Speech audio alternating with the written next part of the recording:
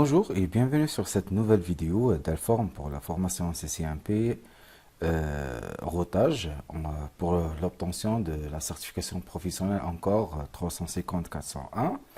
On va voir dans cette vidéo et découvrir les fondamentaux de OSPF, sachant que le protocole OSPF Open Short Test Path First est un protocole EGP, Interior Gateway Protocol,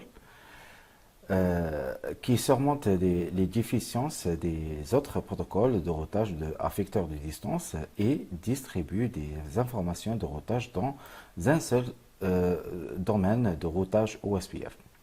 OSPF introduit le masque de ce réseau de longueur variable VLSM qui prend en charge le routage sans classe, la récapitulation et l'authentification et le balisage de route externe. Il existe aujourd'hui deux versions principales de OSPF dans le réseau de production. On a la version 2 et qui comprend en charge IPv4 et l'autre version c'est la OSPF version 3 qui prend en charge le protocole IPv6. Alors pour commencer, on doit comprendre un petit peu les principaux de notre algorithme. C'est que l'algorithme OSPF est simple et le STP du point de vue des routeurs. Notons que nous avons pratiquement cette topologie, par exemple, que le routeur R1 et R4. La perspective du routeur local sera toujours la racine. Et OSPF, il va en premier lieu envoyer des annonces d'état qui s'appellent des LSA, Link State Acknowledgement, au routeur voisin. Ces LSA contiennent des états de lien et la métrique du lien. Les LSA reçus sont stockés dans une base de données locale appelée base de données état des liens et on abrège ça, c'est LSDB. Le LSDB fournit la topologie du réseau et le STP contient toutes les destinations réseau dans le domaine OSPF. Alors pour voir l'architecture OSPF, comme on a dans cette figure, c'est que la publication d'itinéraires vers d'autres zones, les routes de la zone 12, par exemple, sont annoncées vers la zone 0, puis vers la zone 34. Les routes de la zone 34 sont annoncées vers la zone 0, puis vers la zone 12. Les routes de zone 0 sont annoncées dans toutes les autres zones OSPF. Alors, plusieurs zones OSPF dans le domaine de routage.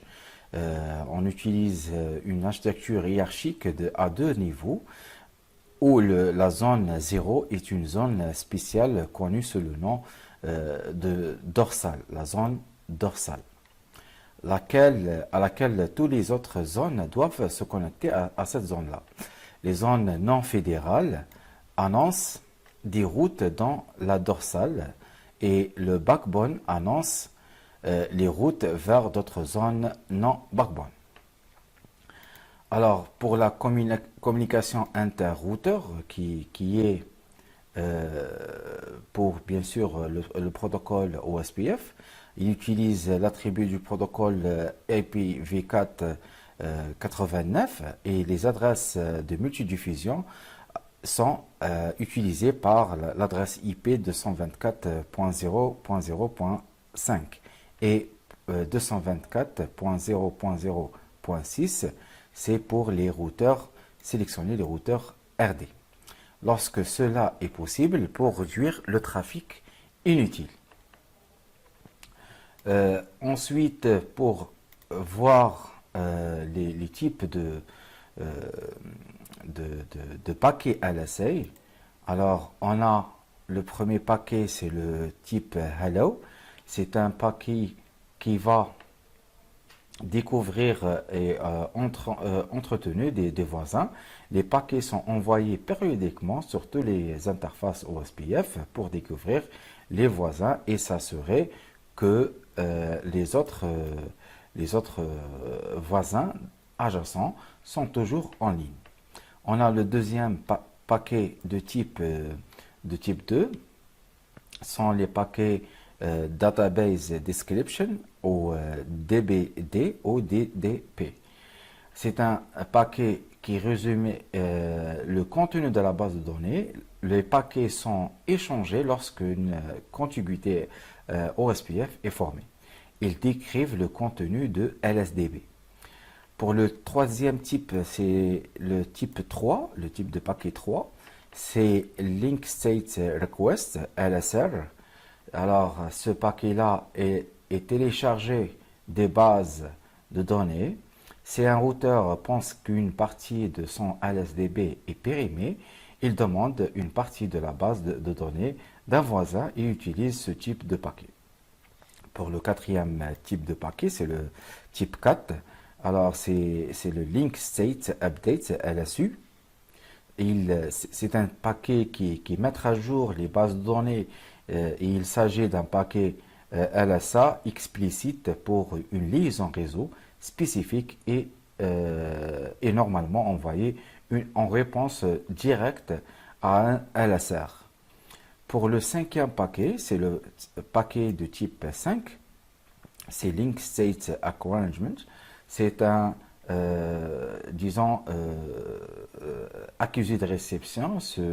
Ceux-ci sont envoyés en réponse à l'inondation de LSA, faisant de l'inondation une fonction de transport fiable. Alors, pour mieux comprendre le paquet Hello, on a bien sûr ce paquet et il a, disons, comme contenu, comme les headers, comme l'entête, il a pas mal d'identifiants. On a le premier champ qui a le ID router. C'est un champ de 32 bits unique dans un domaine OSPF. Le deuxième champ, c'est l'authentification et c'est une option qu'on peut la mettre pour, avant de former une contiguïté entre deux routeurs voisins, il doit se authentifier pour que, l'OSPF envoie ou accepte les mises à jour des routeurs voisins. Alors, on a bien sûr, cette authentification, on peut la faire en texte clair, ou on peut même pas désactiver cette option, et on peut l'activer avec une authentification cryptée avec le MD5. On a aussi dans le paquet Hello le champ ID Area. C'est une zone OSPF d'une interface et un nombre de 32 bits écrits au format décimal à point. Par exemple, c'est 0.0.1.0 au décimal, comme on a par exemple le 256. On a aussi le quatrième champ, c'est l'interface adresse masque, et c'est l'adresse masque, plutôt, c'est le masque de ce réseau, ou le masque de réseau d'adresse IP principale de l'interface. On a aussi le champ interface priorité, c'est la priorité de l'interface de routeur pour les élections DR et BDR.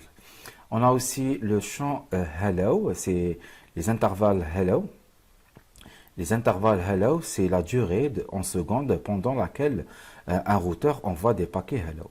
On a aussi le champ Did Interval, c'est la durée en secondes pendant laquelle un routeur attend d'entendre un bonjour ou un hello d'un routeur voisin avant de déclarer ce routeur est hors service. Et on a aussi le champ DR et BDR, c'est l'adresse IP du DR ou bien sûr et du DR de secours, c'est le BDR pour la liaison réseau. Le dernier champ, c'est pour le paquet Hello. On a le champ Active Neighbor, c'est une liste de voisins OSPF sur le segment réseau. Un routeur doit avoir reçu un Hello du voisin dans l'intervalle de date. Pour le tableau d'état voisin OSPF, on a aussi Réellement, c'est des étapes qui un lien ou une liaison passe du down au full en passant des états. Et à chaque fois, bien sûr, il y aura des mises à jour, des paquets d'états de lien LSA. Et ces paquets-là, on passe de l'état down, par exemple, si on commence l'état de notre lien en état down, c'est l'état initial d'une relation de voisinage et indique que le routeur n'a pas reçu aucun paquet hello d'OSPF. Alors, on a une fois, bien sûr, réceptionné un paquet hello. Alors, on a l'état ATEMP. Il indique qu'aucune information n'a été reçue récemment, mais que le routeur tente toujours de communiquer.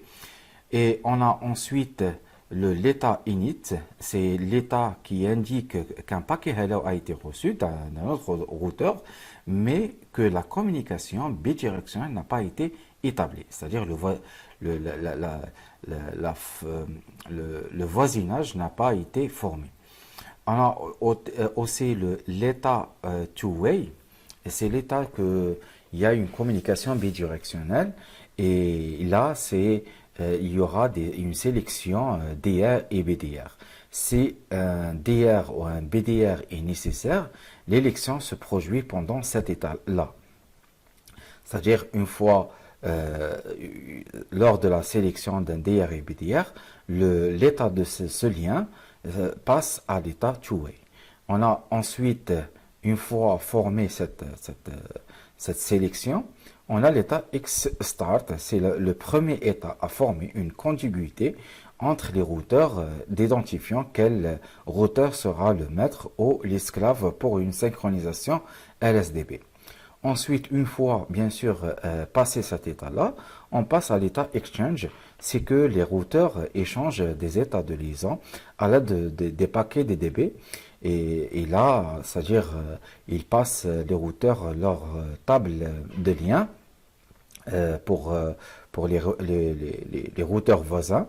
Et il essaye de former une table topologique pour le réseau entier. Une fois, bien sûr, passé cet état, il passe le lien à l'état loading. Et cet état-là, c'est que le LSR, les requests LSA, envoyés aux voisins demandant des LSA plus récents qui ont été découverts mais non reçus dans l'état exchange. Ensuite, une fois terminé tous ces états-là, alors le routeur se met à l'état full et que les routeurs voisins sont entièrement adjacents. Alors pour ce qui est de la sélection entre le DR et les BDR, sachant que cette élection elle est faite dans un seul cas, c'est que les routeurs ils sont interconnectés dans un réseau à accès multiple, c'est-à-dire à plusieurs routeurs interconnectés via un switch. Et ce switch-là va former un accès multiple pour plusieurs routeurs. Et ces plusieurs routeurs, ils sont configurés de façon que c'est un seul réseau. Ces quatre routeurs, bien sûr, on a ces quatre routeurs qui sont interconnectés avec bien sûr un switch et ces quatre routeurs partagent le même réseau multi-accès. Ces contiguïtés OSPF sont formées ou se forment ainsi que six occurrences d'inondation de bases de données sur un réseau et la figure montre une topologie physique simple à quatre routeurs et la contiguïté est établie. Alors voilà, c'est les six contiguïtés qui sont formées de façon qu'il y a des liaisons et des LSA envoyés entre ces routeurs-là. Et après, bien sûr, former ces contiguïtés, il y aura bien sûr une élection qui est déjà sélectionnée, un DR. L'un de ces routeurs sera un DR et un BDR, c'est-à-dire c'est un DR de secours. Voilà pour ce qui est des fondamentaux de OSPF.